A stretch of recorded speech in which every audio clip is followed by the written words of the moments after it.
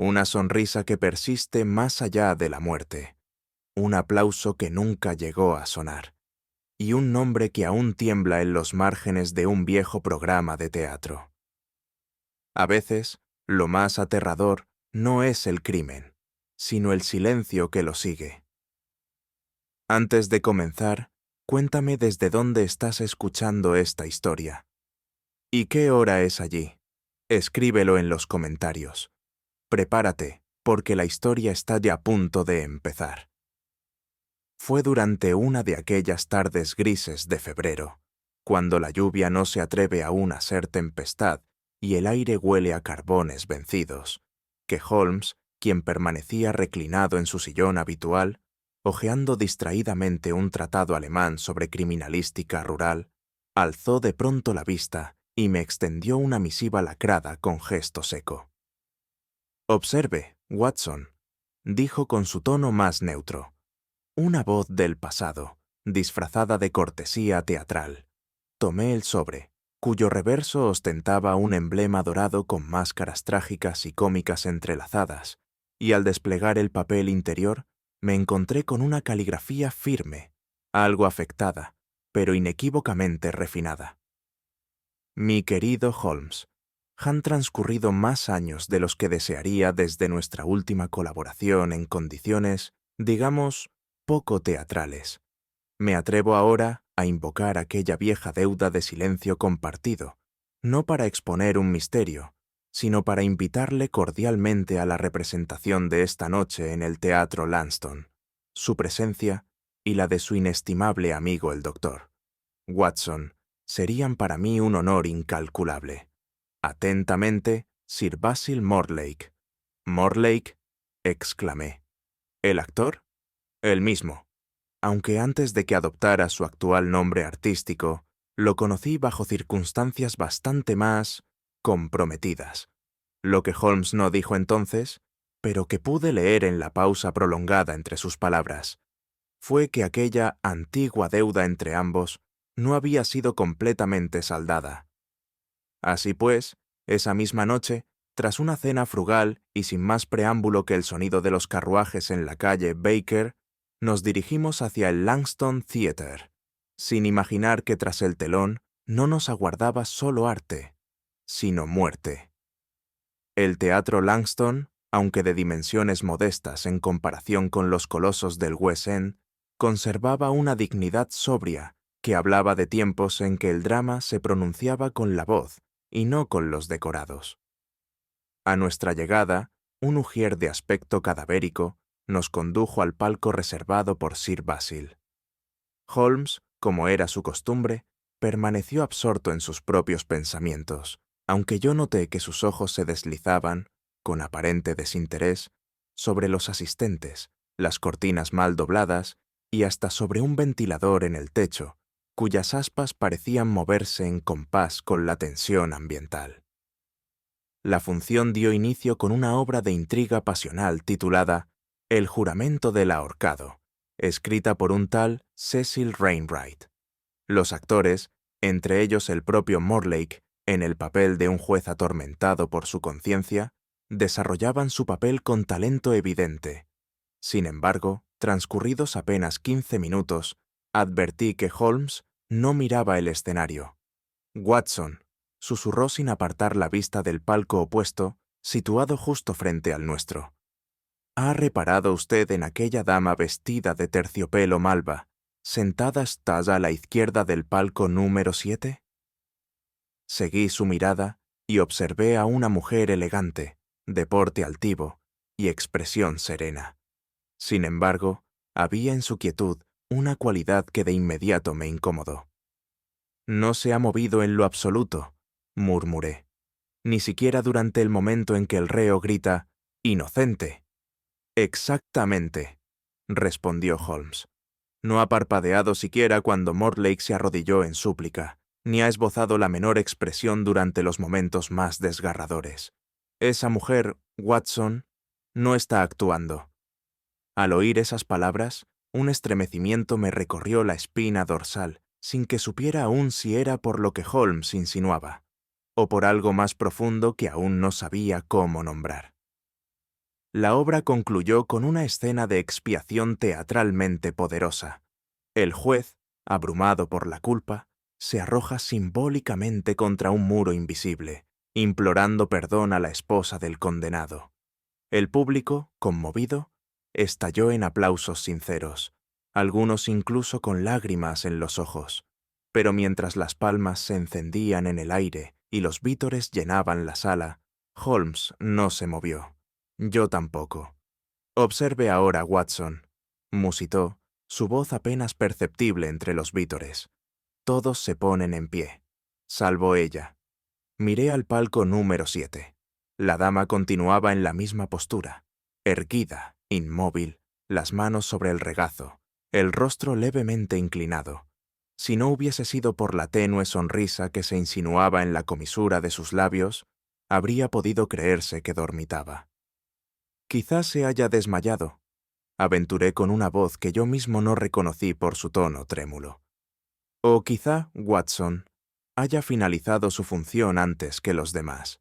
Fue entonces cuando el ujier se aproximó al palco de la dama, seguramente llamado por algún otro espectador.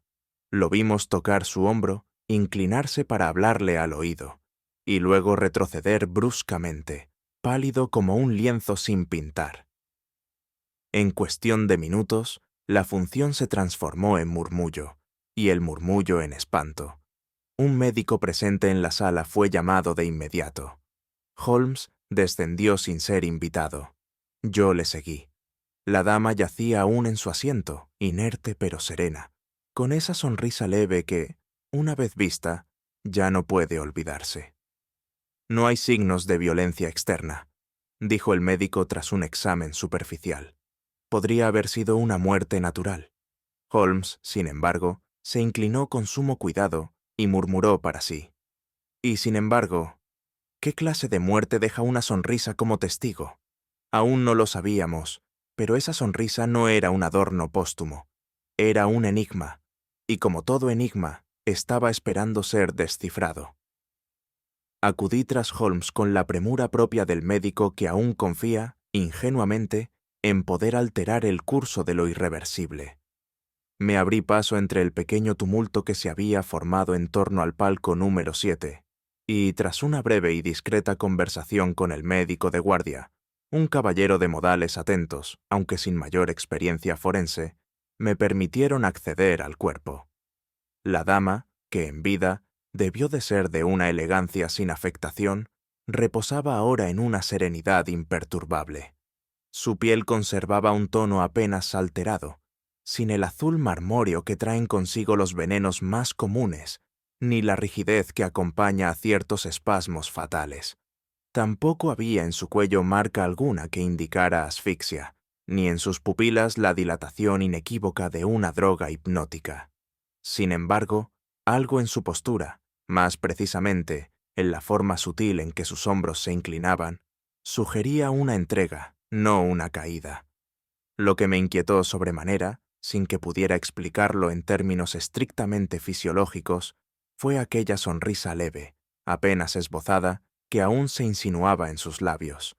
No era la mueca vacía de los cadáveres comunes, sino una expresión íntima, como si el alma hubiese partido con un secreto resguardado entre dientes. «¿Qué ve, Watson?», preguntó Holmes desde el umbral, sin alzar la voz. «Nada evidente, Holmes. Y sin embargo, demasiado», respondí, sin apartar la vista de aquel rostro mudo. Mi compañero asintió apenas, pero sus ojos ya recorrían no el cadáver, sino el entorno inmediato, con aquella mirada suya que, como la bruma londinense, se filtraba en los rincones donde otros no miran. Fue entonces cuando vi cómo sus cejas se arqueaban levemente, lo que en él equivalía a un grito de alarma contenida. Salimos del teatro sin más palabras que las imprescindibles. Holmes, tras intercambiar un breve saludo con Sir Basil Mortlake, quien por su parte se hallaba visiblemente alterado y con el maquillaje aún fresco en los ojos, declinó la oferta de discutir los hechos en su camerino. En su lugar, solicitó un carruaje y durante el trayecto hacia Baker Street no pronunció palabra alguna. La lluvia menuda repiqueteaba sobre el techo del coche como un metrónomo sombrío. Yo, acostumbrado a los silencios de Holmes, me abstuve de interrumpir su meditación.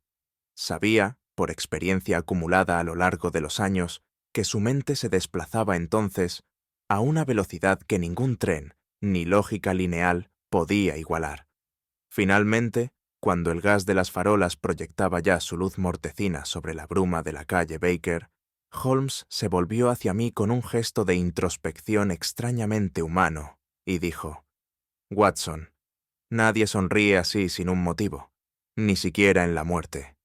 Me sorprendió no tanto el contenido de la frase como su tono. Era más una constatación filosófica que una deducción. Había en su voz una grieta de asombro, casi imperceptible, como si esa muerte en apariencia serena se le resistiera no solo por su mecánica, sino por su intención. ¿Insinúa que fue envenenada?, pregunté. Insinúo únicamente que esa mujer conocía su final, o lo reconoció demasiado tarde, pero aún no tenemos los datos necesarios para afirmarlo. Y acto seguido, volvió a reclinarse en el asiento, mientras su dedo índice tamborileaba un compás que, sin duda, solo él comprendía. Al llegar a Baker Street, Holmes no se dirigió de inmediato a sus archivos ni a su correspondencia, como solía hacerlo tras una velada cargada de enigmas. En lugar de ello, caminó de un lado a otro de la estancia con paso medido, como si deseara trazar un mapa invisible con sus pensamientos. Al cabo de unos minutos, se detuvo frente a la ventana y, sin volverse, pronunció con lentitud: «¿Recuerda usted, Watson, la disposición exacta del palco número 7? Desde nuestro ángulo, se encontraba ligeramente elevado, en el ala oeste. La dama estaba sola. Al menos lo parecía. ¿Y qué me dice de la iluminación? Suficientemente tenue como para que su expresión pasara desapercibida. Aunque usted, claro está, la notó». Holmes se volvió entonces con una media sonrisa. «Usted subestima su propio poder de observación, mi querido amigo, pero hay detalles que deben ser revisados antes de que el tiempo los borre». Se aproximó al escritorio, donde garabateó una lista de elementos: camerinos, acceso tras bastidores, foco principal sobre palco 7, entrada lateral, testigos probables. Luego volvió a sentarse, entrelazando las manos con gesto pensativo. ¿Cree usted en la coincidencia, Watson? Solo cuando las cartas están marcadas. Bien respondido, porque si la muerte de Lady Sybil, no me mire así, era su nombre, ocurre en medio de una obra donde la culpa y el castigo se representan con palabras grandilocuentes, temo que no hemos asistido al fin de una representación, sino al inicio de otra mucho más oscura. Y con esa frase, cuyo eco moral no dejaba de resonar en mi mente, supe que el telón no había caído del todo aquella noche.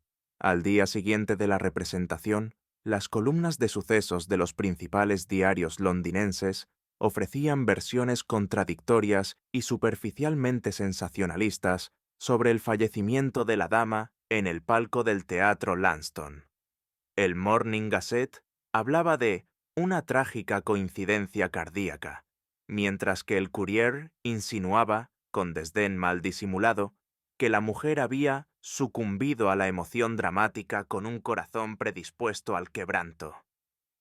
Holmes, que había solicitado discreción y una mínima participación policial hasta no disponer de datos concretos, se mostró visiblemente contrariado al descubrir que un inspector de apellido Dallimore, joven y demasiado ansioso por ascensos rápidos, había dictaminado en su informe preliminar una muerte natural provocada por colapso cardíaco repentino. Aquel informe, apresurado y cómodo, había bastado para que se cerrara el palco durante la noche, se limpiara el entorno y se permitiera a los trabajadores del teatro continuar sus labores como si nada hubiese perturbado la rutina escénica. «No hay mayor obstáculo para la verdad», comentó Holmes con tono seco mientras hojeaba el informe, «que el juicio pronunciado antes de que se formulen las preguntas. Intenté objetar que los síntomas externos podían, en efecto, sugerir un ataque al corazón, pero Holmes alzó una ceja con suave ironía. Mi querido Watson, no niego que la señora ha muerto. Dudo, sin embargo, que su corazón haya decidido hacerlo solo. Hay un gesto en su rostro, una pausa en el contexto, un signo no dicho, que exige otra lectura. Y al pronunciar estas palabras, su mirada se posó sobre el bastón que aún llevaba en la mano, como si al apoyar su peso en él, apoyara también una certeza incipiente. En la tarde de aquel mismo día, Holmes insistió en regresar al teatro. No fue tarea sencilla obtener el consentimiento de la gerencia, especialmente tras la mención del inspector Dallimore, quien había dado por cerrada la investigación.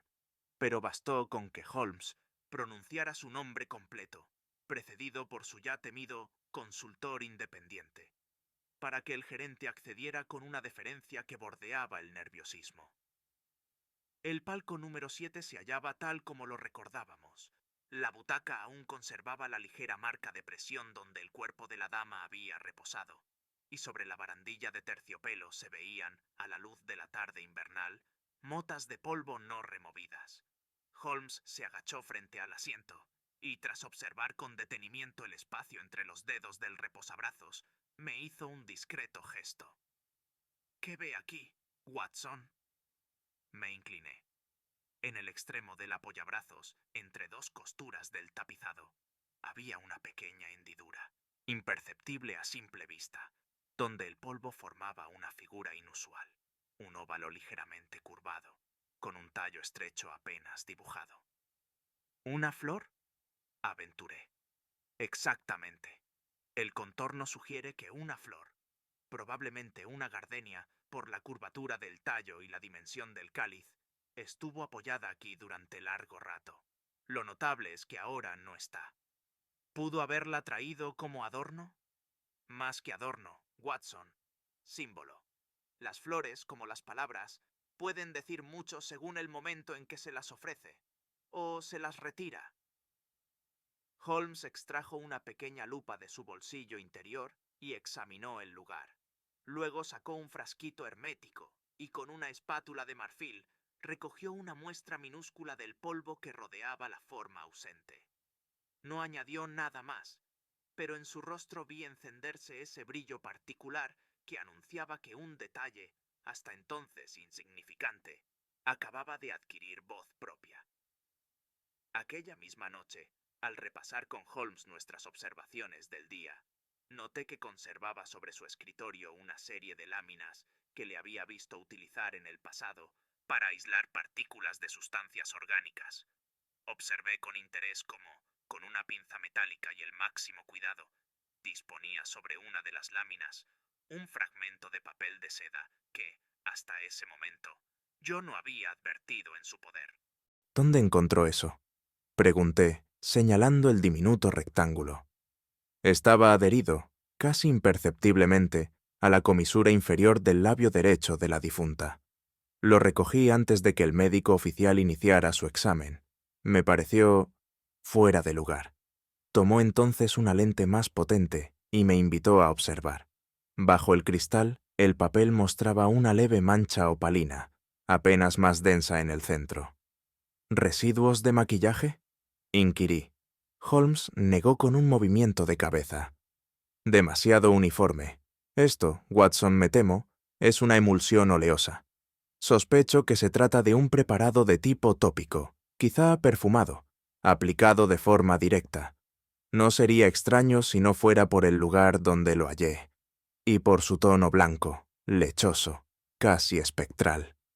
¿Veneno? Aún es pronto para afirmar nada, pero dígame usted, si una flor desaparece de la escena y los labios presentan residuos de una sustancia no habitual, ¿no merecería el hecho una mirada menos complaciente que la de un ataque cardíaco? Asentí, incapaz de disimular el estremecimiento que comenzaba a crecer en mí, mientras en mi interior se formaba la silenciosa certeza de que aquella muerte había sido ensayada con precisión. Pero aún no habíamos visto su acto final. Aquella misma noche, ya de regreso en Baker Street, mientras Holmes analizaba en completo silencio las muestras obtenidas, un golpeteo seco en la puerta interrumpió la quietud del salón. Al abrir, encontramos al mismísimo Sir Basil Mortlake, con el rostro ceniciento y una compostura que oscilaba entre la cortesía profesional y una tensión apenas contenida. «Disculpen la hora», murmuró al tomar asiento. «No he dormido desde anoche. Supongo que necesito saber si aquella muerte fue lo que todos dicen». Y, sin embargo, no ha venido como simple espectador preocupado, intervino Holmes sin mirarlo directamente, sino como alguien que conocía a la dama. Mortlake bajó la vista y asintió lentamente. «Lady Sybil Darnley», empezó, y su voz tembló por primera vez. «Nos cruzamos por vez primera en Viena, hace unos años, durante una gira de teatro. Entonces no llevaba su título, viajaba sola, con otro apellido. Compartíamos el amor por Shakespeare, y quizás algo más. Tras su retorno a Inglaterra, retomamos el contacto por carta. Nunca volvió a hablar de Viena. ¿Y la última vez que la vio? 3 noches antes de la función. Cenamos en un pequeño restaurante italiano de Maiden Lane. Fue una velada opaca. Me confesó que alguien la estaba amenazando. Al principio pensé que exageraba, pero luego me mostró una carta. Era anónima. Nada explícito, solo un poema, versos oscuros, una amenaza escondida bajo una máscara lírica. ¿La conserva? Mortlake asintió. Extrajo del bolsillo interior de su chaqueta un sobre plegado y lo depositó sobre la mesa, sin pronunciar palabra. Holmes lo tomó con suma delicadeza, como si aquel papel no contuviera tinta, sino intenciones venenosas aún latentes. El sobre contenía una hoja de papel de textura espesa, sin membrete alguno. La caligrafía, afilada y decidida, era la de alguien que buscaba impresionar sin abandonar el anonimato. Al desplegarla, leí en voz alta: «Cuando el telón caiga en tu rostro pálido y la flor se duerma en tu regazo helado, yo seré la sombra entre bastidores, yo seré el aplauso que no llegará». No pude evitar que un estremecimiento me recorriera al finalizar el verso. Es solo un poema, y sin embargo, hay algo profundamente siniestro en él, musité. Holmes lo había leído ya 3 veces en silencio. Luego, sin alzar la vista, comentó: «Observe, Watson, el uso del doble simbolismo, el telón como metáfora de la muerte y la flor como señal cifrada. Quien escribe estas líneas no solo conoce el lenguaje del teatro, conoce el de Sibyl. ¿Cree que la amenaza es real? Más que eso, es deliberadamente ambigua, como una escena escrita para quien sepa interpretarla. Lo que más me inquieta no es lo que dice, sino lo que omite». ¿Y qué omite? Holmes dobló la hoja con precisión casi ritual y respondió con suavidad: «El autor no menciona arrepentimiento, ni súplica, ni advertencia. Solo espera, con seguridad. Es, por tanto, alguien que no desea evitar la muerte, sino orquestarla». Y al decir esto, sus ojos brillaron un instante, como cuando el telón aún no ha caído, pero el final ya se intuye en la penumbra. Holmes permaneció largo rato en silencio, sosteniendo la hoja entre los dedos, como si aspirase a extraer de su textura algo más que palabras. Finalmente, la depositó con cuidado sobre la chimenea y se dirigió al rincón donde reposaba su pipa, instrumento que solía acompañar sus pensamientos más densos. «Watson», dijo tras una primera calada, sin mirar directamente, «¿qué sabemos realmente sobre la sonrisa de Lady Sybil? Que no era común, que parecía consciente, casi voluntaria, pese a la muerte. Exacto. Una expresión tan medida, tan enigmática, no es un simple espasmo facial. Es un gesto con intención y, quizás, con significado. Tomó asiento frente a mí, entrelazando los dedos con una lentitud que en él no era pereza, sino concentración profunda. Imagine por un momento, prosiguió, que la flor desaparecida, el residuo en los labios y la sonrisa forman un lenguaje, un código. La flor como símbolo de lo efímero, los labios como instrumento de la verdad no dicha, y la sonrisa como máscara final. ¿Y si no se tratase de un asesinato? Aventuré. ¿Y si fuese un suicidio cuidadosamente planeado? Holmes asintió con gravedad. Una hipótesis plausible, y sin embargo, incompleta. El suicida raramente deja símbolos tan cuidados. El que desea desaparecer no escribe versos ni deja flores en su regazo. No necesita aplausos póstumos.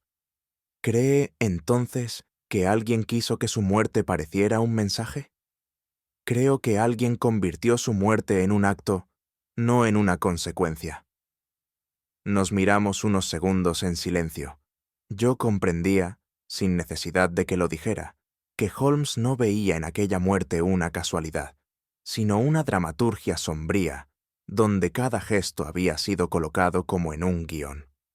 El crimen, si tal había sido, no se cometió con violencia, sino con estética.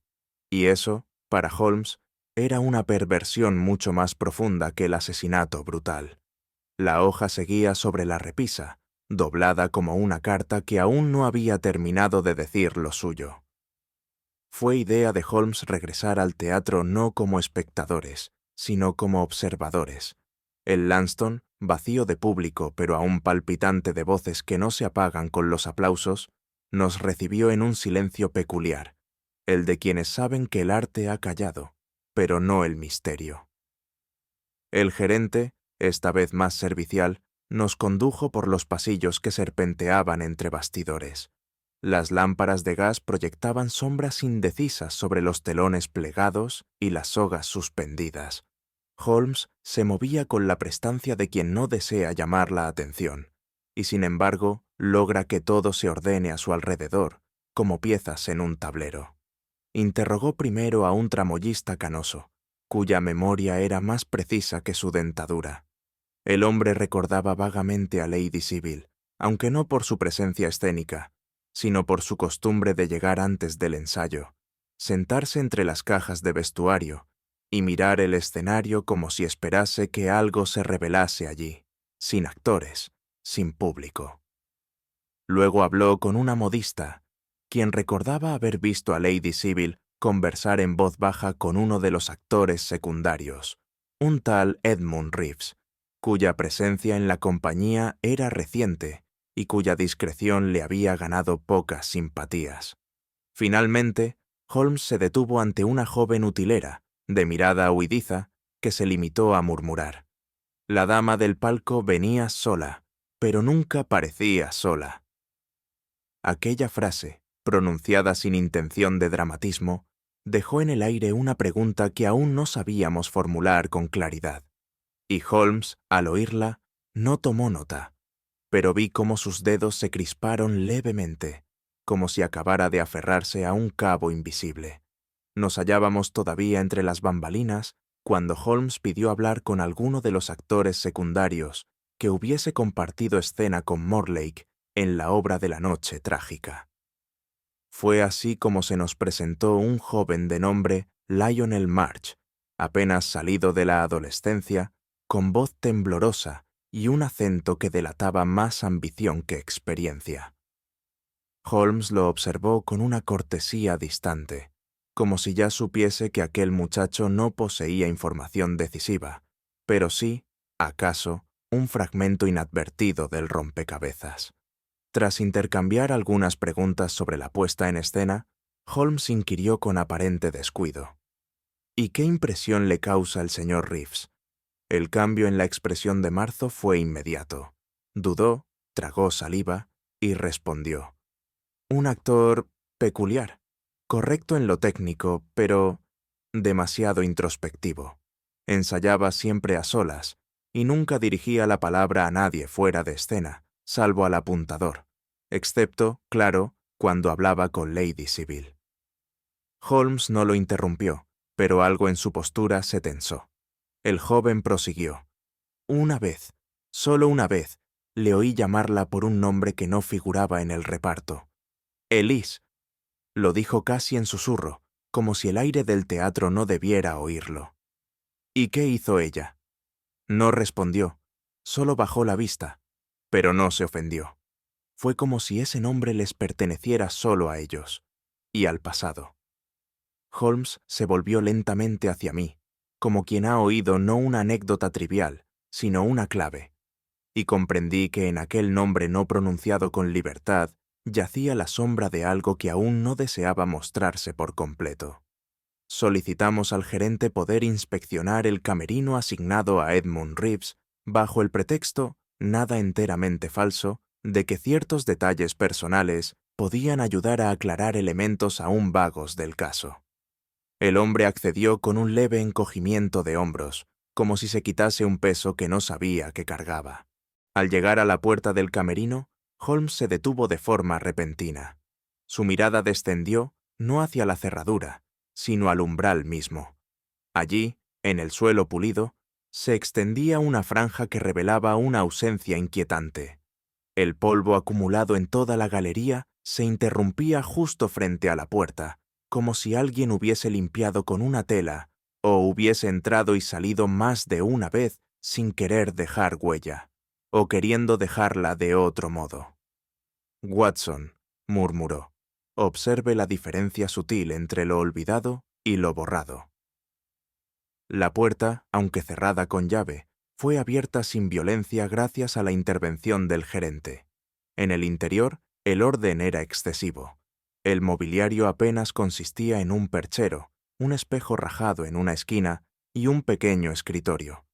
No había fotografías, ni adornos, ni objetos que revelaran rasgo alguno de personalidad. Aún así, Holmes examinó el espacio con detenimiento. Fue junto al espejo donde se agachó, extrajo un pañuelo de lino blanco y con sumo cuidado lo desplegó. Tenía bordes delicadamente bordados, y aún conservaba un leve perfume floral que no era habitual en la utilería masculina.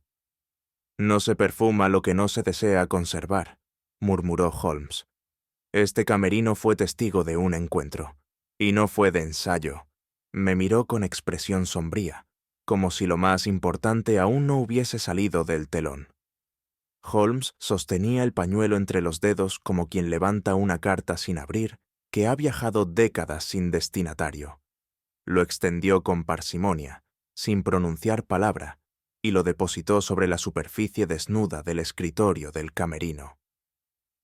El encaje de los bordes, trabajado con una delicadeza que solo la costura manual puede ofrecer, hablaba no de una prenda olvidada, sino de una ofrenda íntima, acaso de despedida.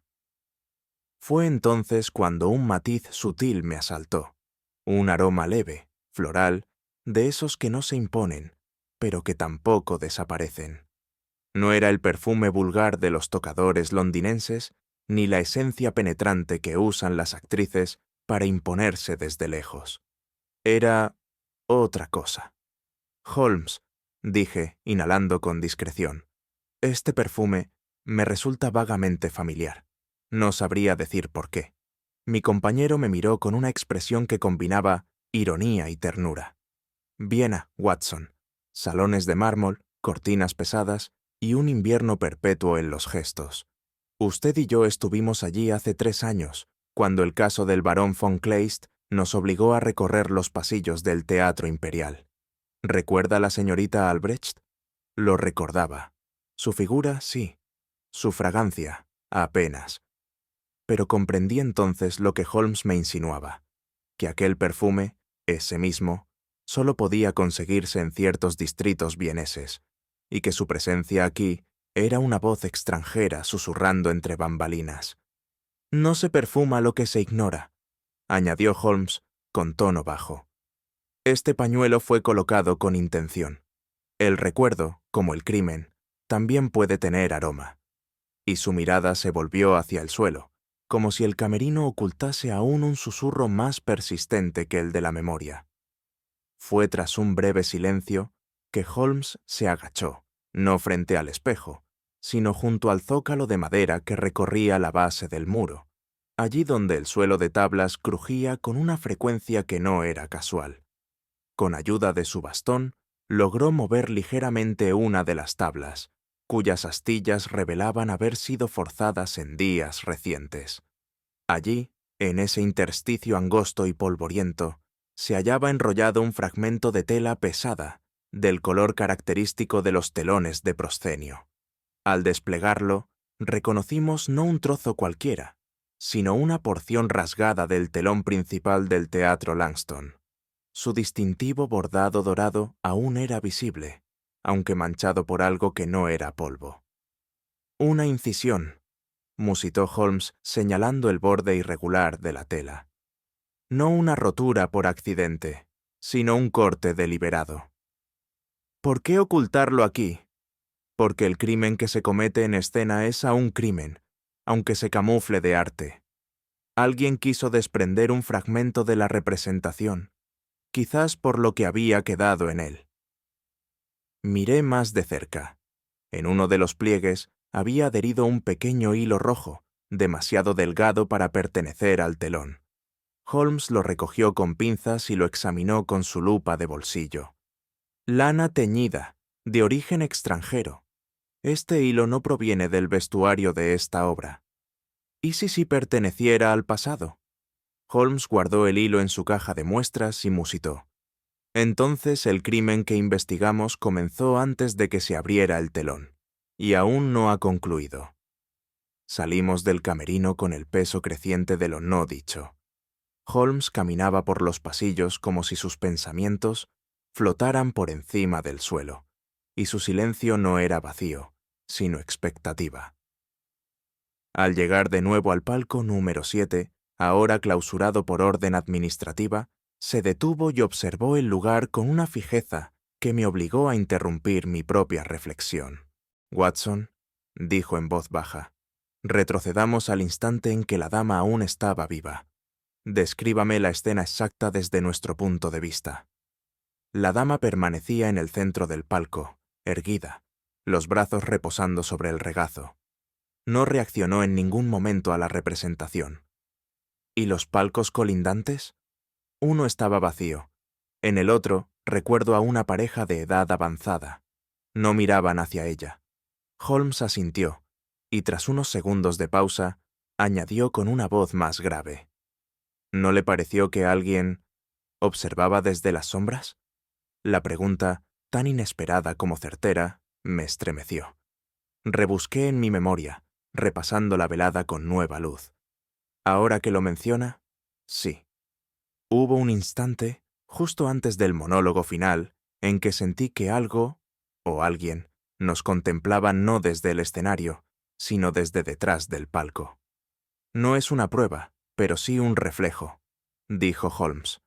«Los crímenes más complejos no se ocultan. Se colocan donde nadie mira. Entre los espectadores, no en la obra». Y al pronunciar esas palabras, supe que la representación aún no había terminado. Solo se había deslizado, imperceptiblemente, hacia la vida real. No hubo en Holmes mayor urgencia aquella mañana que recomponer el mapa invisible de la noche trágica, no a través de planos arquitectónicos ni relojes murmurantes, sino mediante la lógica de los pasos humanos, de los silencios que nadie vio y los gestos que nadie pensó significativos. Solicitó al gerente del Langston Theatre una lista detallada de todo el personal presente durante la representación: tramoyistas, encargados de utilería, apuntadores, porteros y actores secundarios.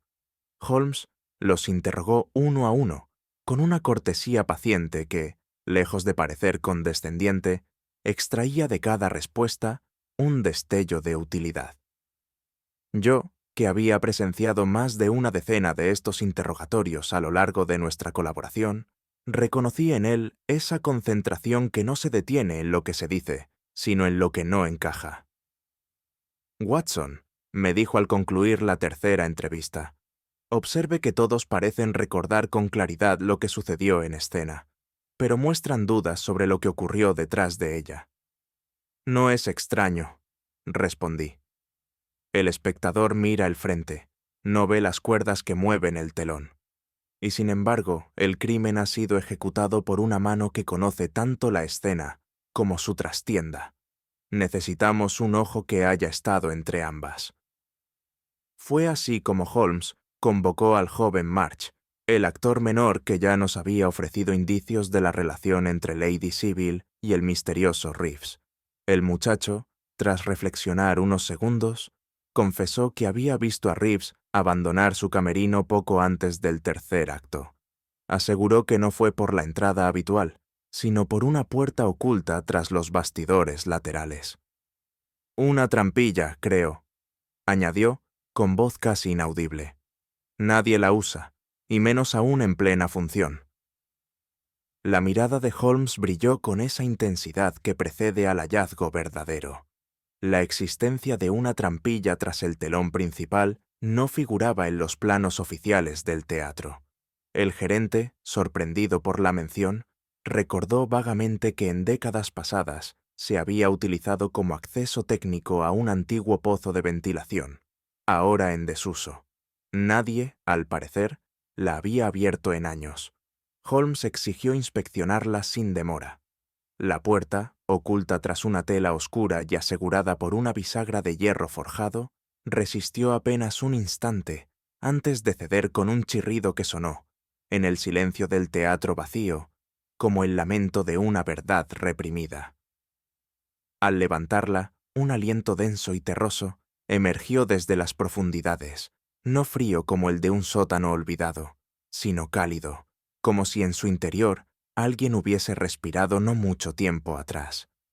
«El polvo puede mentir, pero no el aire», musitó Holmes. Descendimos con cautela por una pequeña escalera de piedra. Al pie encontramos una cámara rectangular, revestida de ladrillo antiguo, sin más ornamento que una lámpara de gas apagada y una mesa baja cubierta por una lona. Holmes la retiró. Bajo ella, polvo. Pero no solo polvo. «Watson, ¿puede ver?». Me incliné.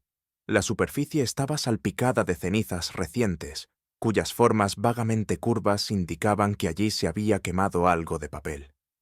Holmes extrajo su lupa y examinó los bordes chamuscados de un fragmento aún reconocible. Las fibras del papel eran gruesas, no comunes, y conservaban un olor amargo. «Esto no es un desperdicio casual», dijo. «Es una destrucción planificada. Lo que aquí se redujo a cenizas no era cualquier documento». Tomó una pinza metálica de su estuche y giró con cuidado uno de los restos mayores, que parecía haber escapado a la incineración completa. En su superficie ennegrecida, un trazo curvo, una sílaba apenas viva. Y sin embargo, suficiente. Holmes sostuvo el fragmento entre las pinzas como quien sostiene el borde de una confesión inconclusa. Yo me acerqué, y aunque el papel estaba incompleto, aún era posible distinguir lo que parecía ser una firma, o parte de un nombre. «Ansel», leí en voz baja. «Anselm». Holmes no respondió de inmediato. Guardó el fragmento en una hoja de papel secante y lo introdujo con cuidado en su caja de muestras. Luego se incorporó lentamente, con ese aire suyo que mezcla el respeto por la evidencia con el peso de un recuerdo que no desea regresar del todo. «Ese nombre», dijo finalmente, «no es común, y sin embargo no me es ajeno». «¿Ha conocido a alguien con ese nombre?». «Sí, y no solo lo he conocido, Watson, lo he temido». No insistí, sabiendo que Holmes no revelaba recuerdos por presión, sino por precisión. En lugar de ello, recogí otro de los fragmentos calcinados. No contenía texto, pero en su reverso se adivinaba el contorno de una partitura o diagrama, líneas paralelas interrumpidas por fuego. «Una hoja de música», aventuré. Holmes asintió. «Una hoja de memoria», corrigió él. La atmósfera en aquel sótano resultaba sofocante, no por falta de aire, sino por exceso de pasado. Subimos en silencio, y cuando la trampilla volvió a cerrarse tras nosotros, supe que no lo hacía sobre cenizas, sino sobre el principio de una verdad que, por algún motivo, alguien se había esforzado en enterrar, pero no había logrado extinguir por completo. Al ascender desde aquella cámara silenciosa y polvorienta, Holmes no pronunció palabra durante varios minutos. Su andar era pausado, no por fatiga, sino por el peso invisible de un pensamiento que aún no deseaba compartir. Le conozco lo bastante para advertir cuándo su mutismo responde a la concentración y cuándo a una emoción que pugna por no manifestarse en voz alta. En esta ocasión, era ambas. Al llegar de nuevo a la zona de bastidores, Holmes se detuvo ante un armazón de utilería y apoyó suavemente una mano sobre él. No era un gesto casual, sino una especie de anclaje a lo tangible, mientras su mente recorría un tiempo y un espacio que no pertenecían ya al Langston Theatre. Anselm, musitó finalmente. El nombre no ha sido escrito por accidente. No es una firma cualquiera, ni una invención literaria. ¿Lo conoció? Lo conocí, sí. No como asesino, al menos no entonces, pero sí como dramaturgo. En Viena, hace una década, bajo el nombre de Friedrich Anselm, firmó varias obras menores con una reputación creciente, hasta que desapareció sin dejar rastro tras la clausura escandalosa de su último montaje. ¿Y cuál fue el motivo de aquel escándalo? Holmes no respondió de inmediato.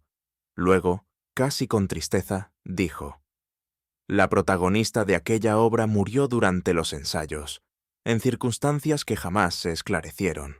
No hizo falta añadir más. Comprendí que, en su mente, las piezas empezaban a reordenarse bajo una luz más oscura, en la que el arte, el recuerdo y el crimen volvían a entrelazarse con la precisión siniestra de una partitura escrita para repetirse. Mientras Holmes permanecía en mutismo reflexivo, retornando en su memoria a los salones vieneses, donde, según comprendí, se gestaba el eco lejano de aquel nombre maldito, decidí alejarme unos instantes por respeto a su recogimiento interior. En mi deambular entre las dependencias superiores del teatro, me detuve frente a una estrecha escalera de caracol que conducía al desván de almacenamiento. El lugar olía a madera vieja y a telones olvidados, como si cada objeto allí guardado hubiese sido parte de una escena que nadie se atrevió a repetir. Hurgando entre cajas de libretos descoloridos y carteles enrollados, mis dedos tropezaron con una carpeta de cartón encuadernado en cinta roja, del tipo utilizado para archivar programas de funciones extranjeras o montajes especiales. La abrí con curiosidad modesta, sin imaginar que lo que allí contenía pondría en marcha el próximo giro del destino. Entre las hojas, ilustradas con viñetas teatrales pasadas de moda, hallé un programa editado en papel grueso y tipografía germánica. El título, estampado con tinta desgastada, me hizo fruncir el ceño. Der Schatten im Lächeln, la sonrisa en la penumbra. La fecha correspondía a una representación en Viena, 9 años atrás. Entre los nombres del reparto, en su mayoría desconocidos para mí, figuraba uno resaltado en tinta más oscura: Elise Winterstein. Descendí con el programa entre manos. No sabía aún qué contenía, pero presentía que el simple hecho de que hubiese sobrevivido al olvido lo convertía en testigo, y que Holmes no tardaría en encontrar en él la clave de un guión que aún estaba en escena. Apenas entré en la galería de tramoya, donde Holmes aguardaba en el mismo lugar en que lo había dejado, notó en mis manos el programa envejecido que portaba. No necesitó pregunta alguna. Extendió la mano con la parsimonia de quien recoge una reliquia. Lo hallé en el desván, entre documentos olvidados, dije. Creo que no será indiferente para usted. Holmes lo tomó, y apenas leyó el título, sus pupilas se contrajeron con esa intensidad que solo he visto en él cuando la revelación se adelanta a las pruebas. Pasó las páginas con lentitud reverente, hasta detenerse en la lista de intérpretes. Leyó el nombre Elise Winterstein en voz baja y repitió, más para sí que para mí: Elise. ¿Era ella? No lo sé con certeza, pero sospecho que sí. Lady Sybil Darnley, como se hacía llamar en Londres, habría tenido razones poderosas para abandonar un nombre que la unía a un pasado escandaloso. y Elise Winterstein era demasiado musical, demasiado trágico, para ser una simple coincidencia. Me señaló entonces la sinopsis impresa en la última página. En ella se mencionaba que la obra giraba en torno a una mujer que, perseguida por un amor prohibido, fingía su muerte durante la representación, solo para morir realmente al final, con una sonrisa en los labios. La ficción, Watson, no siempre se conforma con imitar la realidad, comentó Holmes. A veces la supera, y otras la asesina. Se detuvo un momento y luego añadió: Sybil o Elise actuó una vez en esta obra, y ahora la obra parece haberla actuado a ella. Sentí un escalofrío. La idea de una muerte que se repite como un acto escénico, escrita tiempo atrás por un autor ausente y revivida con precisión dramática, nos enfrentaba no a un crimen cualquiera, sino a una ejecución estética. Holmes cerró el programa con cuidado y dijo en tono grave: Este guión aún no ha dicho su última línea. Recuerdo con nitidez la expresión que asomó en el semblante de Holmes mientras sostenía el programa Vienés entre los dedos, no como un objeto del pasado, sino como el vestigio tangible de una herida que nunca se cerró del todo. Sus ojos no miraban ya las páginas impresas, sino un escenario remoto, oculto entre las brumas de la memoria y los telones que no vuelven a alzarse. La sonrisa en la penumbra, dijo en voz baja. Una obra de final abrupto, no por falta de público, sino por exceso de verdad. Watson, aquella representación fue cancelada a los pocos días del estreno. Una joven actriz murió durante el segundo acto, y aunque el dictamen oficial habló de desmayo y posterior colapso, quienes estábamos allí supimos, sin necesidad de certidumbre médica, que algo más profundo había sucedido. ¿Qué clase de muerte fue aquella? Silenciosa, pulcra, envuelta en estética. No hubo sangre, ni escándalo, ni confesión. Pero la mirada de Anselm al final del ensayo no era la del creador, sino la del autor de un epílogo que no había sido escrito en el guión. Holmes se levantó entonces y comenzó a andar de un lado al otro de la sala como si sus pasos marcaran un compás teatral invisible. Lo llamaron accidente, luego mala suerte. Finalmente, silenciaron todo por razones diplomáticas. La joven era hija de un funcionario del consulado inglés, y Anselm desapareció. ¿Y ahora ha vuelto? Number nunca se fue, solo se disfrazó. Como todos los fantasmas, su tono no era trágico, sino sereno, pero detrás de esa serenidad había una certeza. El teatro de Viena no había terminado aquella noche, solo había esperado un escenario mejor iluminado. Holmes dedicó la mañana siguiente a una investigación meticulosa en los registros del teatro y en los archivos de prensa vieneses, que había acumulado en sus estantes con la meticulosidad de un archivista de crímenes. Sus dedos recorrían las columnas impresas con la rapidez de quien no busca datos, sino vacíos, ausencias, contradicciones mínimas que a otros habrían pasado inadvertidas. Fue después del té cuando cerró con firmeza una carpeta de cuero y me dijo con voz sobria: Watson, le presento al verdadero nombre de nuestro señor Reeves, Friedrich Anselm, nacido en Graz, formado en los teatros de Praga, y consagrado brevemente en Viena hasta su caída en desgracia. Tras la muerte de Elise Winterstein, la actriz de la sonrisa en la penumbra, cambió su nombre y abandonó Austria. Durante años, reapareció bajo diversos seudónimos en compañías itinerantes por el norte de Italia y el sur de Francia. Su última encarnación, Edmund Reeves, actor secundario en el Langston Theatre. ¿Y nadie lo reconoció? Los cambios de acento, de barba, de postura, hacen maravillas en quienes desean ser olvidados. Y más aún en el mundo del teatro, donde la reinvención es una rutina. Además, los documentos que ha presentado a la dirección del Langston son impecables. Demasiado, diría yo. ¿Y el móvil? ¿Qué beneficio obtendría de la muerte de Lady Sybil? A veces, Watson, no se mata por beneficio, sino por simetría. Si ella fue Elise, si lo traicionó o simplemente le sobrevivió, entonces para él no existía redención sin repetición. Y el escenario, como toda mente perturbada, permite volver a representar lo que no se resolvió en la vida. No añadió más, pero su silencio era el de quien ha dejado de buscar un culpable y ha empezado a estudiar la arquitectura del crimen como quien lee una tragedia griega. Sabía que el tercer acto aún no había comenzado, pero su autor ya había ensayado cada gesto. Fue en la quietud de nuestro salón de Baker Street donde Holmes desplegó sobre la mesa los documentos recopilados, extractos de guiones, notas de prensa, fragmentos de cartas halladas en los archivos del teatro vienés.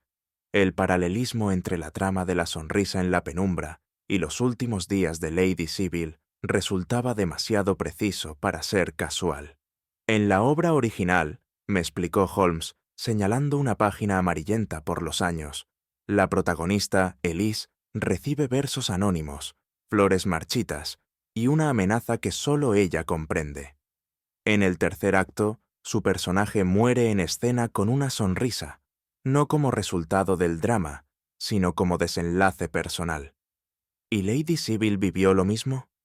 Recibió versos, desapareció una flor, murió durante una representación, y su sonrisa no era teatral. Entonces, ¿el crimen fue una repetición exacta? Fue una representación. Reeves, o Anselm, no improvisó. Siguió un libreto. Y no lo escribió ahora. Lo escribió hace años.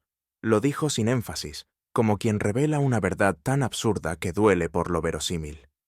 Me pregunté cuántos crímenes se ocultan tras el velo del arte, cuántas muertes parecen belleza cuando solo son silencio. Holmes, sin mirarme, murmuró: «No todo papel debe volver a interpretarse, Watson. Algunos existen solo para advertirnos que no debemos repetir lo que ya fue tragedia». Y mientras hablaba, entendí que el tercer acto no era una conjetura, era inminente, y que Holmes, como siempre, ya había preparado su entrada. Holmes, cuando lo desea, puede adquirir la precisión de un relojero y la sangre fría de un dramaturgo. Aquella tarde, tras reunir todos los fragmentos de evidencia en su mente y en su escritorio, redactó con pluma de punta fina una carta que me causó un escalofrío nada desdeñable. Su estilo era impecablemente teatral. Frases envueltas en un lirismo ambiguo, promesas no del todo pronunciadas y, sobre todo, una firma que, aun siendo apócrifa, latía con una vibración antigua. Anselm. ¿Estás seguro de que esto no provocará una reacción peligrosa?, pregunté, incapaz de contener mi preocupación. Holmes me miró sin sombra de ironía. Watson, no quiero provocarla. Quiero observarla. Lo único que convierte al actor en asesino es el instante en que abandona el guión y muestra su verdadero rostro. Es allí donde debo mirarlo. Plegó la carta con esmero, la introdujo en un sobre sin remitente y selló la solapa con cera azul, un detalle que recordaba a los montajes vieneses, donde la estética era un lenguaje secreto entre iniciados. Encargó la entrega a un mensajero anónimo del Soho y dio la orden precisa. El sobre debía ser dejado discretamente en la mesa del camerino de Edmund Reeves, justo antes del ensayo general de aquella noche. Cuando el mozo partió, Holmes se recostó brevemente y musitó. Si este crimen fue concebido como obra, necesitará ahora su última escena. Y con ese tono tranquilo que reservaba para los casos más peligrosos, supe que la trampa estaba tendida y que el telón estaba a punto de temblar. La medianoche es, para la conciencia, lo que el último acto es para el teatro, un lugar sin máscaras. Holmes lo sabía bien, y por eso eligió esa hora, ni antes ni después, para orquestar el encuentro. El Teatro Lanston, vacío y dormido, respiraba en silencio bajo su cúpula de gas. Solo unos pocos vigilantes cruzaban los pasillos sin sospechar que esa noche no sobre el escenario sino entre bastidores, se representaría una escena que no figuraba en cartelera. Holmes había indicado al gerente que necesitaba revisar ciertos detalles de seguridad estructural. Como su reputación lo precedía, nadie objetó, y así, poco antes de la hora señalada, nos encontrábamos ocultos entre las bambalinas, a pocos pasos de la trampilla que había albergado las cenizas de un secreto.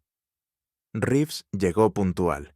Lo supimos no por ruido, sino por presencia.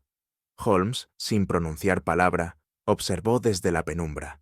El actor se movía con cautela, como quien responde a una llamada interior, no a una amenaza. Llevaba la carta en la mano. La abrió, la leyó, y por un instante que pareció eterno, sus hombros se contrajeron levemente, como si el pasado hubiese descendido sobre él como un telón de terciopelo cargado de polvo y juicio. Holmes no se apresuró. Sabía que el alma no se confiesa cuando se le interrumpe, sino cuando se le permite hablar consigo misma. Y mientras Reeves avanzaba un paso hacia el centro del telón caído, supe que estábamos presenciando algo más que una cita clandestina. Era un reencuentro con la escena final que jamás debió escribirse. Aún recuerdo con nitidez el extraño sosiego que se apoderó de Holmes en aquella última hora antes del desenlace. Sentado sobre una caja de utilería, con el violín entre las manos, instrumento que había solicitado como quien pide una lámpara en un funeral, pulsaba las cuerdas sin melodía, apenas para probar la tensión del silencio. La mente del culpable, me dijo en tono sereno, es como un instrumento afinado. El menor cambio en su entorno, y vibra. Lo que debemos escuchar no es la nota, sino la disonancia. No supe qué responder. Yo, médico y soldado, conocía el temblor del cuerpo, no el de la conciencia. Pero en aquel instante comprendí que Holmes aguardaba algo más que una confesión. Esperaba que el crimen se revelara a sí mismo, no como acto de voluntad, sino como consecuencia de una partitura trazada mucho antes. La carta había sido entregada, el escenario preparado, y el asesino, convocado sin saber que ya era parte de una obra distinta, donde el autor había cambiado, pero no el clímax. Holmes dejó el violín a un lado y se puso en pie. La luz del teatro, reducida a su mínima expresión, era testigo de una calma que precede no al ruido, sino a la verdad. Watson, dijo finalmente, algunos crímenes no necesitan pruebas nuevas, sino el eco de una mentira dicha demasiadas veces. Y fue en ese momento, justo cuando el reloj de la tramoya marcaba la medianoche con un golpeteo sin campana, que supe que el tercer acto ya no podía detenerse. Existe una hora de la noche en que hasta las verdades más antiguas, si se invocan en voz baja, se acercan. Holmes lo sabía, y por eso eligió aquel momento, ni antes ni después, en que el silencio del teatro no era solo físico, sino espiritual.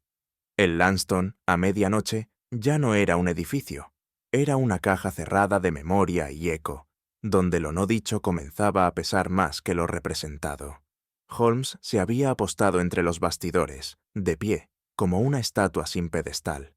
Yo me hallaba a unos pasos detrás, con la respiración contenida y la mente dividida entre la admiración por su temple y la incertidumbre por lo que aguardábamos. No esperábamos pruebas, sino confesiones. No deseábamos detener un crimen en curso, sino ver cómo, por propia voluntad, el asesino acudía al lugar del crimen no con pretextos, sino con la máscara caída. «Watson», susurró Holmes sin volverse, «recuerde siempre esto. Quien construye un crimen como si fuese una obra, debe terminarla. Y para ello, debe aparecer, aunque sea en la sombra». Le respondí con una leve inclinación. Sabía que el teatro, al igual que la conciencia, no puede permanecer vacío mucho tiempo. Y justo cuando el reloj marcó su 12ª hora, escuchamos el eco de pasos firmes que venían desde el vestíbulo. No se apresuraban, no dudaban. Eran los pasos de alguien que sabía que la escena le pertenecía, aunque esta vez no tuviera aplausos. Edmund Reeves, o mejor dicho, El hombre que había sido Friedrich Anselm apareció entre las sombras como quien responde a una cita ineludible con su destino. Su andar no era temeroso, pero sí contenido, como el de quien atraviesa un escenario donde ya no se representa una obra, sino una sentencia. Holmes dio un paso hacia la luz tenue de los bastidores y habló con una voz que no era acusatoria ni triunfal, sino pausada y grave, como un eco largamente contenido. La carta fue una llamada. No esperaba que acudiera, y sin embargo aquí está. Reeves, aún sin sentarse, sostuvo la mirada de Holmes durante un instante. En ese breve cruce, advertí en su rostro no el pánico del criminal desenmascarado, sino la serenidad trágica del hombre que comprende que su última escena ha comenzado. «No vine a defenderme», dijo al fin. «Vine a terminar algo que fue escrito mucho antes de esta noche». Holmes asintió levemente. A veces, terminar no significa destruir, sino comprender. Reeves bajó los ojos y extendió la mano, en la que aún sostenía la carta. Su voz, cuando volvió a hablar, era ya la de alguien que se hablaba a sí mismo. Durante años creí que había huido del pasado, pero ella, Sibyl, no me permitió olvidarlo. No por crueldad, sino porque su silencio era más elocuente que cualquier perdón. Holmes no respondió de inmediato, porque sabía, como yo también empezaba a intuir, que estábamos ya no ante un testimonio, sino ante una confesión que no buscaba redención, sino verdad. Reeves, o Anselm, como ya solo podía concebirlo mi mente, pareció envejecer ante nuestros ojos mientras se dejaba caer sobre una banqueta olvidada entre las cajas de vestuario. Su voz, al continuar, era ya la de un hombre despojado de todo artificio, sin escudo ni papel, sin la energía defensiva del actor ni la frialdad del criminal. «Nos conocimos en Viena», dijo con lentitud. «Yo tenía entonces 33 años y ella apenas 19. Elise no era actriz aún, pero poseía esa mirada que se posa sobre las cosas con más atención que el mundo merece. Me enamoré de ella, no como un hombre se enamora de una mujer, sino como un autor de su protagonista. Y cometí un error. La convertí en el eje de una obra demasiado parecida a nuestras propias vidas». Se interrumpió un instante, como si su aliento le pesara más que sus palabras. La obra fue un escándalo, no por su contenido, sino por lo que insinuaba. Y Elise decidió abandonarla. Dijo que la belleza no podía construirse sobre la verdad, sino sobre la elección de lo que se calla. Me dejó una noche antes del estreno, y al día siguiente otra actriz ocupó su lugar, y murió en escena. Jamás supe si fue accidente o mensaje. Yo no pude evitar mirar a Holmes, cuyo rostro se mantenía impasible, salvo por una ligera tensión en la comisura de los labios, signo infalible de que el enigma se acercaba a su punto nodal. Cuando volví a encontrarla, aquí en Londres, supe que no me había perdonado. No por lo que hice, sino por lo que no confesé. Y entonces comprendí que esta vez ella actuaría, pero solo para que yo entendiera lo que significa el silencio cuando ya no hay palabras. Holmes dio un paso adelante y su voz, aunque firme, fue extrañamente compasiva. ¿Y el veneno? Reeves alzó la vista. No negó, no afirmó. Solo dijo, ella lo sabía, y aún así sonrió. Lo que siguió fue narrado por Reeves con una lentitud casi reverente, como si cada palabra pronunciada rompiese un cristal largamente mantenido intacto por el olvido voluntario. «Fue después del ensayo general», dijo. «Ella no llevaba maquillaje. Me pidió que la acompañara al camerino. No había rencor en su voz, solo una ternura extinguida, la de quien ofrece no una reconciliación, sino un epílogo. Me habló de Viena, de lo que fuimos y de lo que jamás volveríamos a ser. Luego me besó, no con pasión ni deseo, sino como si cerrara una página». Se interrumpió un momento, y sus ojos, que hasta entonces habían evitado a Holmes, Buscaron en él una confirmación que el detective no le ofreció. Sabía que había algo extraño, prosiguió. Un sabor amargo, una nota metálica, pero no pensé. Solo después, cuando la vi en el palco, cuando la sonrisa quedó grabada como una rúbrica trágica en su rostro inmóvil, comprendí. No me lo dejó como castigo, sino como herencia, porque ella sabía que yo no podría soportarlo, que por primera vez el escenario no me protegería del juicio. Holmes no habló, tampoco yo. Había en el aire una solemnidad que no admitía interrupciones. En aquel beso, en su deliberación y en su veneno, se contenía toda la lógica emocional del crimen.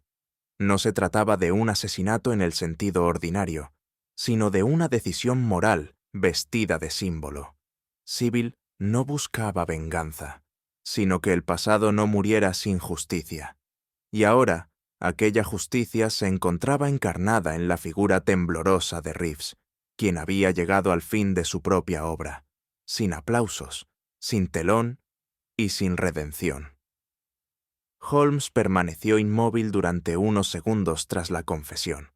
No dijo nada de inmediato, y percibí en su mirada ese brillo que solo aparece cuando su mente, acostumbrada al razonamiento frío, se ve obligada a enfrentarse al territorio más inestable de todos, el del alma humana.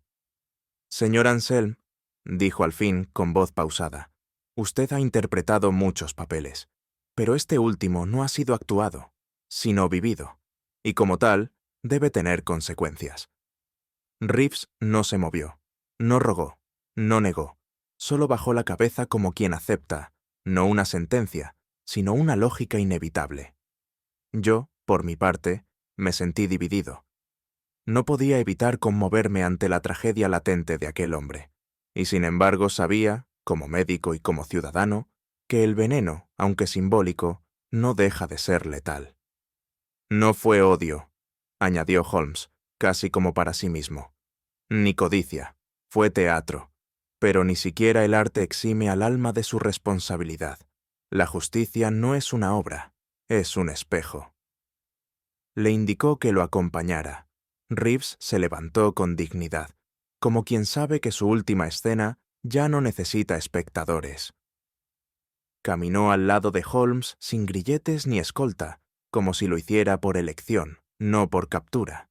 Y en aquel silencio cargado de respeto y tragedia, comprendí una vez más lo que siempre había intuido, que Holmes no entregaba criminales por deber, sino por convicción, porque entendía, como pocos, que la verdad no es solo un dato, sino el precio que cada alma debe pagar por haber respirado en libertad. Cuando el teatro quedó finalmente vacío, Holmes y yo nos detuvimos un momento frente al telón principal, ese mismo que durante la función había ocultado la escena final de Lady Sybil. El terciopelo rojo, ya sin movimiento, parecía ahora un muro más que una cortina. Holmes lo contempló largo rato, como quien lee en una superficie inerte las palabras que el mundo ha decidido olvidar. Nadie puede escribir su propia absolución desde el escenario, musitó al fin, porque el escenario no es confesión, sino representación, y tarde o temprano la verdad exige mostrarse sin decorado. Me impresionó la hondura de su tono. No había en él satisfacción ni juicio, sino una forma de tristeza que raras veces afloraba en su rostro. Le toqué el brazo con suavidad, pero él no se movió. ¿Cree usted que Sybil deseaba justicia? ¿O solo memoria? Me atreví a preguntar. Holmes no respondió de inmediato. Luego, con un suspiro casi imperceptible, añadió: tal vez ambas. Tal vez sabía que solo una traería a la otra. Y entonces, mientras salíamos del teatro por la puerta de servicio, comprendí que aquella noche no habíamos resuelto simplemente un caso, sino acompañado a dos almas, una viva, otra muerta, en su inevitable y silenciosa despedida. Las horas posteriores al arresto de Reeves transcurrieron con una lentitud que solo el vacío moral puede imponer. La acción había cesado, el peligro había sido contenido, y sin embargo, el alma seguía latiendo con una inquietud que el razonamiento no lograba apaciguar. En la atmósfera del viejo teatro, ahora custodiado por agentes que no sabían si tratarlo como escena del crimen o ruina de un pasado glorioso, cada rincón parecía susurrar una última réplica. Holmes, lejos de regocijarse en la resolución del caso, permanecía impenetrable, como si la verdad recién desvelada no le ofreciera alivio alguno. Lo observé sentarse en el diván de su alojamiento, en Baker Street, los dedos entrelazados sobre el pecho, los ojos perdidos más allá de las sombras que la lámpara de gas proyectaba en la pared. No era la fatiga lo que lo vencía, sino un cansancio más hondo, uno del espíritu. «No es la resolución del enigma lo que me inquieta, Watson», murmuró en cierto momento, «sino el silencio que le sigue, como si la lógica, al cerrar su argumento, dejara abierta la puerta del abismo emocional». En los días que siguieron, el nombre de Lady Sibyl apenas volvió a pronunciarse. La prensa, siempre propensa a lo sensacional, no tardó en vincular su figura con el escándalo, aunque lo hiciera con ese tono ambiguo que solo la sociedad británica puede conferir al escarnio público. Yo, por mi parte, me encontraba dividido entre el deber de olvidar y el impulso irreprimible de recordar.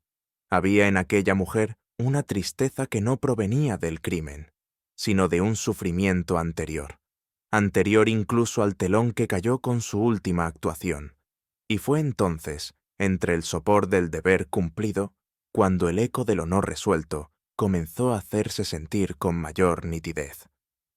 He meditado largamente sobre el abismo que separa la pasión auténtica de la obsesión, y he llegado a la desalentadora conclusión de que, en ocasiones, ambas caminan tomadas de la mano. Reeves, el fiel asistente, el rostro servicial en las bambalinas de la vida de Lady Sibyl, no fue, como se sospechó en un principio, un oportunista. Fue, más bien, un hombre consumido por un amor silencioso, corrosivo, que jamás encontró cauce en la palabra ni en la reciprocidad. Holmes, al analizar su correspondencia apócrifa y sus anotaciones marginales, concluyó que Reeves no aspiraba al poder ni a la riqueza, sino a un vínculo intangible, la posesión simbólica de aquello que jamás podría tener. Un hombre que ama sin esperanza, dijo mi amigo, es capaz de convertir su devoción en veneno, su adoración en crimen.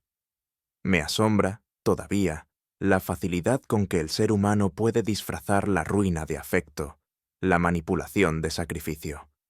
¿Cuántos entre nosotros, bien vestidos y aparentemente cuerdos, no albergamos en lo íntimo un deseo que nos empuja, día tras día, hacia el borde de lo ético? Reeves cruzó esa frontera con un paso tan callado como definitivo, y sin embargo no fue el único. Lady Sibyl también vivió atrapada entre la pasión que inspira y el abismo que consume. Su belleza no era la causa, sino la prisión. Amada hasta el límite de su libertad, su vida terminó siendo teatro fuera del escenario, tragedia más allá de los focos, y nosotros, testigos involuntarios, apenas si comprendimos el preludio.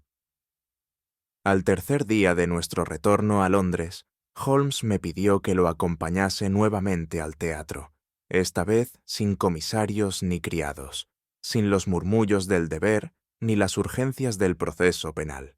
Acudí sin demora, aunque advertí en su semblante una gravedad distinta, más propia de los actos finales que de las pesquisas. No dijo palabra durante el trayecto, ni al ingresar por la puerta lateral que aún olía a cera de candela y polvo de terciopelo. Caminamos por entre las sombras familiares, y al llegar al borde del escenario, mi amigo se detuvo con una lentitud deliberada. Allí permaneció inmóvil, contemplando el telón caído como si esperara que algo o alguien volviera a emerger desde la penumbra. Yo no quise perturbar aquella quietud. Sabía que Holmes, pese a su disposición científica, era hombre sensible a los símbolos, y que en ciertas ocasiones un teatro vacío podía decirle más que todas las declaraciones juradas. Luego de lo que me parecieron minutos interminables, murmuró una frase en voz tan baja que solo por la cercanía de nuestros años de confidencias pude discernirla.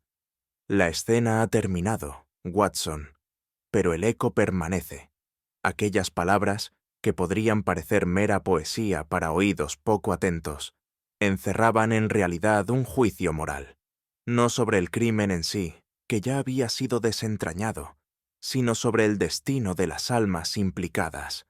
Y comprendí, sin necesidad de más palabras, que Holmes no contemplaba un espacio físico, sino un recuerdo que se resistía a morir. Holmes no volvió a hablar del caso durante los días siguientes. Sin embargo, una mañana brumosa, mientras compartíamos un desayuno frugal en Baker Street, dejó caer entre migas de pan una observación que no he podido olvidar. Quien sonríe tras el telón no siempre espera aplausos, dijo sin mirarme, como si aquella sentencia hubiese brotado de un lugar ajeno a nuestro presente. Me quedé inmóvil, con la taza a medio camino entre la loza y mis labios. No necesitaba preguntarle a qué se refería. Lady Sybil había sonreído en vida y en muerte, con una serenidad que no correspondía a la comedia ni a la tragedia. Era una sonrisa de alguien que ya no aguardaba reconocimiento alguno. ¿Era culpable, Holmes? Me atreví finalmente. Culpable de ocultar su pasado, tal vez, pero nunca de engañarse sobre su destino, respondió él, alzando lentamente la mirada hacia la ventana empañada por la lluvia. La frase quedó suspendida, como una cuerda de violín que no llega a quebrarse. No insistí. En su tono había más respeto que juicio, más compasión que frialdad. Tal vez, pensé, algunas citas no se hacen para cumplirse, sino para recordarnos lo que no se dijo. Lo que, en cierto modo, se dice mejor cuando el telón ya ha caído. He visto muchas sonrisas a lo largo de mi vida, tanto en los rostros de inocentes como en los de culpables, pero pocas tan persistentes como la de Lady Sybil. Su imagen, aún ahora, me visita en las noches en que el sueño rehúye la paz, envuelta en aquella luz intangible que no proviene de lámparas ni candilejas. La sonrisa que ella llevaba no era reflejo de una alegría momentánea, sino de una resignación tan honda que rozaba la sabiduría trágica. Holmes, hombre poco proclive a sentimentalismos, no volvió a referirse a ella con palabras, pero en su modo de afinar el violín por las tardes, en la elección de lecturas más melancólicas que analíticas, noté un matiz distinto. Como si aquel caso, más que desafiar su intelecto, hubiese rozado su humanidad. Escribo estas líneas no como testimonio de hechos policiales, sino como defensa de los matices que la lógica no alcanza. Lady Sybil no fue una santa ni una mártir, pero tampoco fue del todo víctima ni del todo culpable. Fue, simplemente, humana. Su vida, tejida con hilos de gloria artística y sombras vienesas, nos recuerda que no toda existencia busca ser entendida. Algunas solo quieren ser contempladas y recordadas. El teatro, desde aquel día, se cerró durante un tiempo indefinido. Las maderas que crujían bajo nuestros pasos fueron reparadas, el telón cambiado, las butacas tapizadas de nuevo. Pero el alma del lugar, si tal cosa existe, permaneció impregnada de algo que ningún restaurador pudo borrar. A veces, al pasar por aquella calle, Holmes se detiene por un breve instante, observa la marquesina vacía y sigue caminando sin emitir comentario alguno. Pero yo sé, porque lo he visto en la inclinación imperceptible de su cabeza, que dentro de él resuena aún aquella sonrisa que no se extingue, ese eco que ni siquiera la lógica más férrea ha podido sofocar. Y quizás, pienso yo en mis horas de mayor recogimiento, la verdad de ciertos crímenes no reside tanto en resolverlos como en sobrevivir a su misterio. Porque al final no todo puede explicarse, y tal vez, solo tal vez, eso sea precisamente lo que más merece ser recordado. Hay ecos que ni el tiempo ni la razón logran acallar, y hay sonrisas que, aun en la muerte, parecen susurrar lo que no se atrevió a decirse en vida. ¿Y tú, confiarías en el rostro que guarda silencio cuando todos los demás aplauden? Cuéntamelo en los comentarios, me encantará leerte. Si esta historia te ha estremecido el pensamiento, deja tu like, compártela con alguien que ame el misterio, y suscríbete para seguir desentrañando lo que otros prefieren no mirar.